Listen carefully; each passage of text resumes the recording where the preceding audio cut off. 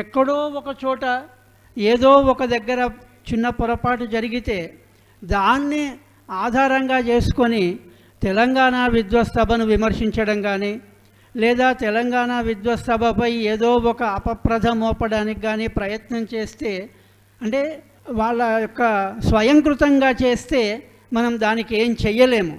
మన వైపు నుండి మాత్రం తెలంగాణలో ఉన్న సిద్ధాంతులు కానీ పంచాంగకర్తలు కానీ ఏమాత్రం కల్మషం లేకుండా, ఒకరి పరస్పరం వ్యతిరేక భావన లేకుండా నిర్ణయాలు తీసుకుంటున్నాము. అవి పండుగల లిస్టు ప్రభుత్వానికి సమర్పిస్తున్నాము, అలాగే వాట్సాప్లలో పంపిస్తున్నాము, వ్యక్తిగతంగా పంపిస్తున్నాము, పంచాంగాలలో వాళ్ళు అదే ప్రకారం వేస్తున్నారు. ఇక దీనికి సంబంధం లేకుండా ఉన్న వ్యక్తులు ఎవరో వాళ్ళు మీడియా ద్వారానో ఎక్కడనో వాళ్ళు స్వయంకృత ప్రకటనలు చేసి వ్యక్తిగత ప్రతిభ కొరకు వాళ్ళు ముందుకొచ్చి సమాజాన్ని తప్పుదోవ పట్టించడానికి ప్రయత్నం చేస్తే దానికి కూడా విద్వత్సభనే బాధ్యత వహించడం అనేది కొద్దిగా కష్టసాధ్యమైన పని. ఇప్పుడు మనం సంవత్సరం ముందు, అంటే రాబోయే, ఇప్పుడు మనం క్రోధినామ సంవత్సర ఆషాఢ బహుళంలో ఉన్నాం. ఇప్పుడు విశ్వావసునామ సంవత్సర చైత్రమాసం నుండి జరగబోయే పండుగల గురించిన నిర్ణయాలు చేస్తున్నాం.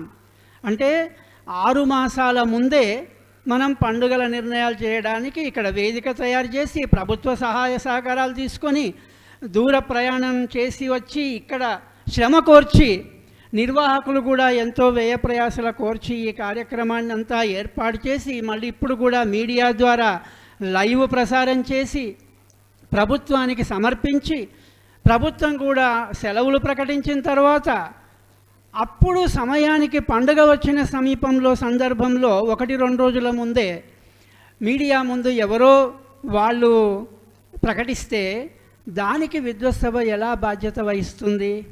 కనుక ఒక్కసారి ప్రతి ఒక్కరూ, ప్రతి పండితుడైనా కూడా ఆత్మవిమర్శ చేసుకొని ఈ పండుగల నిర్ణయాల వెనుక ఎంత శ్రమ ఉంది, ఎంత శ్రమ జరుగుతుంది, నిర్ణయం చేయడానికి ఎంత శ్రమ అవుతుంది, నిర్ణయం చేసిన తర్వాత అందరం కలిసి ఒక వేదిక పైన ఈ 100 మంది సిద్ధాంతులు 50 మంది సిద్ధాంతులంతా కూర్చొని నిర్ణయం తీసుకోవడం, ఏకాభిప్రాయానికి రావడం ఎంత శ్రమ అవుతుంది, దాన్ని సమాజానికి అందించడానికి ఎంత మనం కృషి చేస్తున్నామనేది పెద్దలు, పండితులు, పురోహితులు, అర్చకులు అందరూ కూడా ఒక విశాల హృదయంతో తెలంగాణ విద్వత్సభపై ఒక విశాల దృక్పథంతో మీరందరూ కూడా సహకరించాలని, ఇలాగే ఈ కార్యక్రమాన్ని ముందుకు తీసుకెళ్లాలని. ఇంకొక మాట, ఇప్పుడు 8 సంవత్సరాల నుండి పెద్దలు యాయవరం గారైనా, గాడిచర్ర గారైనా, ఇంకా పెద్దలు బోర్పట్ల వారైనా, చాలామంది పెద్దలు సిద్ధాంతులు ఉన్నారు ఇందులో. అయితే ఆ అందరిలో నేను కొంచెం చిన్నవాడిని, కానీ ఇంకా ముందు నేను కూడా కొంచెం వయస్సు పెరుగుతున్న కొద్దీ పెద్దవాడిని అవుతున్నాను. ఇక మరి ఈ బాధ్యతలంతా కూడా చిన్న సిద్ధాంతులు, అంటే నాకంటే చిన్నవాళ్ళైన వాళ్ళు, వయస్సు చిన్నవాళ్ళైనంత వాళ్ళందరూ కూడా ముందుకు వచ్చి ఈ తెలంగాణ విద్వత్సభను ముందుకు తీసుకెళ్లాలని, ఇంకా శాశ్వతంగా దీన్ని కొనసాగించాలని, సమాజానికి మేలుగు జరగడానికి మీరు కృషి చేయాలని, కేవలం 4 గోడల మధ్య కూర్చొని పంచాంగం చేశామంటే సరిపోయేది కాదు. ఈ రోజుల్లో సమాజంలోకి రావాలి, సమాజంలో తెలిసిన వాళ్ళు అడిగిన ప్రశ్నలకు సమాధానం ఇవ్వాలి, శాస్త్రపరంగా మనం ప్రమాణాలు తయారు చేసుకోవాలి. సిద్ధాంతం చేసినంత మాత్రాన, గణితం చేసినంత మాత్రాన కాకుండా ఇలాంటి వేదిక మనది. ఇది తెలంగాణ విద్వత్సభ ముఖ్యంగా సిద్ధాంతులది, పంచాంగకర్తలది, శాస్త్ర పండితులది. ఈ వేదికను కాపాడుకోవాలి, సద్వినియోగం చేసుకోవాలి. ఎవరి కొరకు ఇదంతా చేస్తున్నది? ఇక్కడ 2 జరుగుతున్నాయి. ఒకవైపు సమాజ శ్రేయస్సు, లోక కళ్యాణం జరుగుతుంది, అది జనబాహుల్యంలోకి పోతుంది. రెండో వైపు వేదిక వల్ల లాభపడుతుంది ఎవరు అంటే ఈ పంచాంగకర్తలు సిద్ధాంతులు అందరూ కూడా పరోక్షంగా వాళ్ళకందరికీ పేరు ప్రతిష్టలు పెరుగుతున్నాయి. తెలంగాణ విద్వత్సభలో కార్యదర్శి అధ్యక్షులు కాదు, ఇక్కడ కార్యకర్తలు సేవ చేస్తున్నారు, కార్పెట్ పరుస్తున్నారు.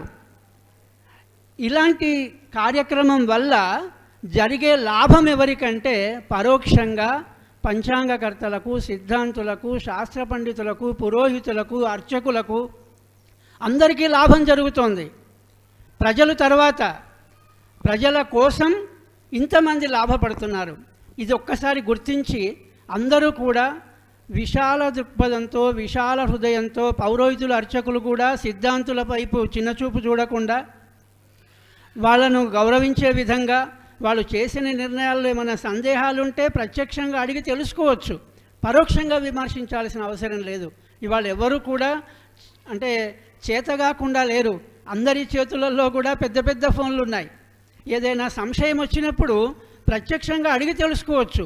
ఒక సిద్ధాంతి గురించి ఒక సిద్ధాంతి దగ్గర మాట్లాడడం, లేదా ఒక పంచాంగకర్త గురించి ఒక పండితుని దగ్గర మాట్లాడడం, అలాంటివి కాకుండా మీకేదైనా సమస్య వచ్చినప్పుడు ఇక్కడ ఇంతమంది ఎవరినైనా అడగొచ్చు ధైర్యంగా. సంశయం తీర్చడం కోసమే ఈ సిద్ధాంత స్థానము, పంచాంగ స్థానం ఉన్నది. దాన్ని ఏదో మన అదృష్టవశాత్తు ఆ విద్వత్సభ అనేది రావడం, దాని ద్వారా ఇంకా కొంచెం ముందుకు రాగలిగినాం, ఒక వేదిక మీదకి రాగలిగినాం. దాన్ని మనం అందరం శక్తి వంచన లేకుండా సద్వినియోగం చేసుకుందాం. ముఖ్యంగా యువ సిద్ధాంతులంతా కూడా, రాబోయే వృద్ధ సిద్ధాంతులంతా కూడా ముందుకు వచ్చి ఈ విద్వత్సభను ఇంకా ముందుకు తీసుకెళ్ళాలి, ఇంకా దిగ్విజయంగా చేసుకోవాలని కోరుతున్నాను. ఈ అవకాశాన్ని మనం సద్వినియోగం చేసుకుందాం. సర్వే జనా సుఖినో భవంతు.